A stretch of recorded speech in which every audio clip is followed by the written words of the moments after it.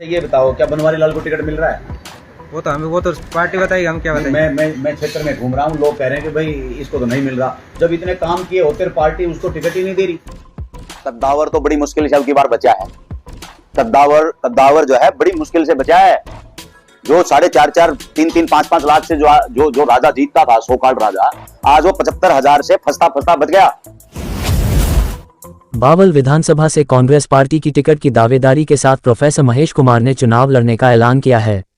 इसको लेकर महेश कुमार ने शहर के एक निजी रेस्टोरेंट में पत्रकार वार्ता कर बावल से वर्तमान में मंत्री डॉक्टर बनवारी लाल के साथ राव इंद्रजीत सिंह पर वार करते हुए कांग्रेस को देशहित में बताया। उन्होंने कहा कि अगर उन्हें कांग्रेस पार्टी बावल से टिकट देती है तो वो जीत हासिल कर बावल के विकास में 4 चांद लगाएंगे। प्रोफेसर महेश कुमार ने प्रेस वार्ता के दौरान कहा कि आज की प्रेस वार्ता का मुख्य उद्देश्य ये है कि आगामी विधानसभा चुनाव का बिगुल बज चुका। भारतीय जनता पार्टी के 10 साल के शासनकाल के अंदर हरियाणा बेरोजगारी में नंबर 1 होगा। नशे की गिरफ्त में नौजवान आ गया है और सरकारी स्कूल बंद हो रहे हैं, सरकारी संस्थाओं को निजी हाथों में दिया जा रहा है। आज सरपंच, आज आप आशा वर्कर, सफाई कर्मचारी, नंबरदार, आज कच्चे कर्मचारी, तमाम लोग आज रोड पे। तो ऐसे 15 सवालों को लेकर के जो सांसद जी चल रहे हैं, तो भारतीय जनता पार्टी ने एक भी सवाल का जवाब आज तक नहीं दिया पूरे। और आने वाले समय में चौधरी भूपेंद्र सिंह हुड्डा जी के नेतृत्व में सरकार बनने जा रही है। और दूसरा जो इसके साथ में हमने विषय रखा था कि मैं बावल विधानसभा क्षेत्र जो आरक्षित विधानसभा है, वहां से चुनाव लड़ने के लिए जो है अपना नॉमिनेशन मैंने किया है। डंपिंग यार्ड बनाया है। बावल के जो लोग हैं, आसपास के जो गांव हैं, नीमराना से लेकर के गुड़गांवा मानेसर तक का जो कूड़ा है, बड़े कमाल की बात है कि बावल की धरती पे वो यार्ड बना है। वहां के, हालांकि पहले तो बनना नहीं चाहिए, बनना चाहिए तो कम से कम बावल के लोग वहां पर, उनका अधिकार है, लेकिन बावल के लोग वहां पर कूड़ा नहीं डाल पाते। लेकिन आसपास के क्षेत्र का जो गंदा कूड़ा है वो वहां पर इकट्ठा करने का काम जो है वहां पर होता है। उसके बाद बाईपास का बड़ा इश्यू है।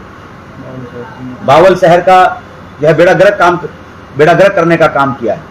बाईपास आज तक नहीं बना। फिर उसमें पानी की सप्लाई की बात है। सचिवालय अभी बना और बस स्टैंड बना, तो सचिवालय और बस स्टैंड की दूरी इतनी है कि एक आम आदमी अगर बस से उतरता है तो उसको फिर दोबारा से जो अपना ऑटो पकड़ करके दुखी होकर के उसको पूरा शहर चीर करके जो है उसको सचिवालय की तरफ जाना होता है, जिसमें तमाम तहसील लोग इसके जो काम होते हैं, जो किसान, गरीब मजदूर जो वहां पर जाते हैं। बावल इंडस्ट्रियल एरिया है, औद्योगिक क्षेत्र है, और वहां पर मांग रहती है नौजवानों की कि भाई हमें वहां पर काम मिले। आगे 90% से ज्यादा जो वहां पर औद्योगिक क्षेत्र के अंदर जो लोग काम करते हैं वो बाहर के हैं। तो हरियाणा के लोगों का जो हक है, हालांकि ये सिर्फ एक बावल की समस्या नहीं है, ये तो एमपी साहब जो है सदन में भी हर जगह, यानी एसडीओ लगे तो, एसडीएम लगे तो, मास्टर लगे तो, पटवारी लगे तो, बाहर के लोगों को मतलब एक खुला रास्ता जो है हरियाणा के बाहर के प्रदेशों के लोगों के लिए दे रखा है। मनेठी के अंदर एम्स का जो शुरुआत जो कांग्रेस पार्टी ने करी, उसको 10 साल हो गए चुसट करके आज तक भी वो पूरा नहीं हो पाई। तो ऐसा कौन सा वो काम है जो भारतीय जनता पार्टी ने उसको रोकने का काम ना किया हो, जनता को दुखी करने का काम ना किया हो। गरीब लोगों के पास हम गए, शेड्यूल कास्ट और बैकवर्ड लोगों के मोहल्ले में मैं गया, तो वहां पर पता लगा कि 100 गज के प्लाट जो हुड्डा साहब की सरकार के अंदर दिए जाते थे, जब गरीब जिसके पास जमीन नहीं है, उसका परिवार जब बड़ा होता है, बच्चों की शादी होती है तो उसको अलग घर चाहिए, मकान चाहिए। आज वो छोटे छोटे घरों के अंदर ही 3-3 परिवार रह रहे हैं। कि एक विधायक का मतलब क्या होता है? एक विधायक का मतलब होता है डाकिया। डाकिया कैसा कि अपने विधानसभा क्षेत्र की समस्या को अपने मुख्यमंत्री के कानों तक लेकर के जाना। साल में एक बार कम से कम, ज्यादा तो नहीं कह रहा हूं, साल में एक बार कम से कम मुख्यमंत्री को हम बावल विधानसभा में लेकर के आएंगे और हर साल अपना एक जो है सिलेबस बना करके उन समस्याओं को हम खत्म करने का काम करेंगे। क्योंकि आज तो संविधान को बचाने वाली और संविधान को खत्म करने वाली पार्टी आमने सामने लड़ रही है। भारतीय जनता पार्टी संविधान के भक्षक के रूप में काम कर रही है। जो आरक्षण और संविधान के लिए खतरा है, तो ऐसे खतरे को सत्ता से दूर रहना चाहिए। तो उसमें अगर मेरा भी कहीं प्रयास, अगर मेरा भी कहीं मदद हो तो मुझे वो मदद करनी चाहिए। और बीजेपी को तो सिर्फ कांग्रेस ही हरा सकती है। और कांग्रेस के नेता राहुल गांधी आज हर जगह संविधान की, जो बाबा साहब का लिखा हुआ संविधान लेकर के जा रहे हैं, चाहे संसद के बाहर हो चाहे संसद के अंदर। तो संविधान को बचाने के लिए मैंने फैसला लिया और पार्टी को कांग्रेस पार्टी में विलय किया। बाबा साहब डॉक्टर अंबेडकर जी ने जब संविधान बनाया, और भारतीय जनता पार्टी वालों को बता देना, क्योंकि उनको तो संविधान में रुचि है ही नहीं, रुचि क्यों नहीं है ये भी पहुंचा देना। 26 नवंबर 1949 को बाबा साहब डॉक्टर अंबेडकर जी ने संविधान इस देश को दिया, जो लागू हुआ 26 जनवरी 1950 को। तो 26 नवंबर के बाद 12 दिसंबर 1949 को आरएसएस के लोगों ने, सोकाल्ड भारतीय जनता पार्टी के लोगों ने, जब बनी नहीं थी भारतीय जनता पार्टी, आरएसएस थी, उन्होंने संविधान के खिलाफ रोष प्रदर्शन किया। उन्होंने कहा कि हमें ऐसा संविधान नहीं चाहिए जिसमें मनुस्मृति के अंश नहीं है। उनके ऑर्गेनाइजर मुखपत्र के अंदर इसका जो है जिक्र किया हुआ है कि इन्होंने तो 1949 से ही इनको संविधान स्वीकार नहीं था। तो ये तो भाई 1949 से लेकर के और 2024 आ गया, इनको टीस है कि हमारा तो पूर्ण बहुमत नहीं आया आज तक, तो मौके की तलाश में है। तभी इन्होंने कहा कि 400 पार आ गया तो हम संविधान बदल देंगे। What about constitution? Constitution is the collection of institutions. कि जो संस्थाएं हैं उनका कलेक्शन ही संविधान है। कौन सी institutions? RBI, election commission of India, ED, CBI. Baba Saheb कहते थे कि ये संस्थाएं सरकार से ऊपर उठ करके काम करेगी, सरकार इनको दबाएगी नहीं। अगर सरकार इनको संस्थाओं को दबाएगी, इसका मतलब वो संविधान को दबा रही है। सरकार वो अच्छी होगी जो इन संस्थाओं को आगे बढ़ाने का काम करेगी। लेकिन भारतीय जनता पार्टी ने ईडी और सीबीआई को दबाया। आरबीआई के गवर्नर ने खुद आकर के कहा कि मैं इस्तीफा दे रहा हूं क्योंकि कभी 500 1000 के बंद कर दो, कभी फलाने छाप दो, कभी ढिकड़े बंद कर दो। पता कितना नुकसान देश का हो गया।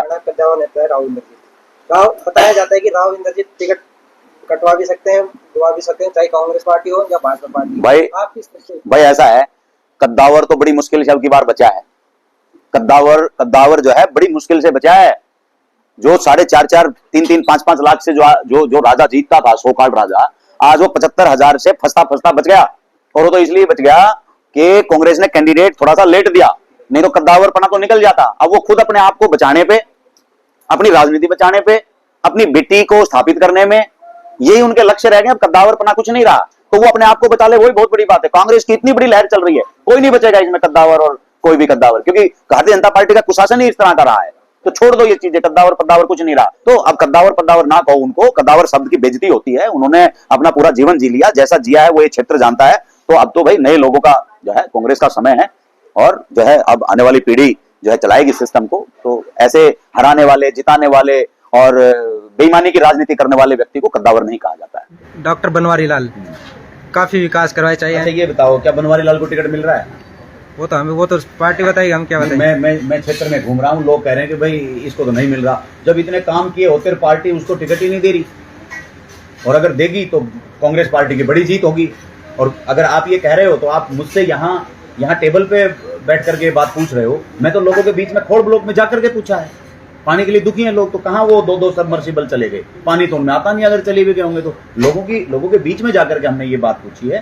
तो टैंकर जो है लोग मंगवा रहे हैं, महंगे टैंकर लोग मंगवा रहे हैं, और हमने उनके फोटोज भी लिए हैं टैंकरों के। मैं आपको दिखा सकता हूँ, भेज दूंगा आपको बाद में।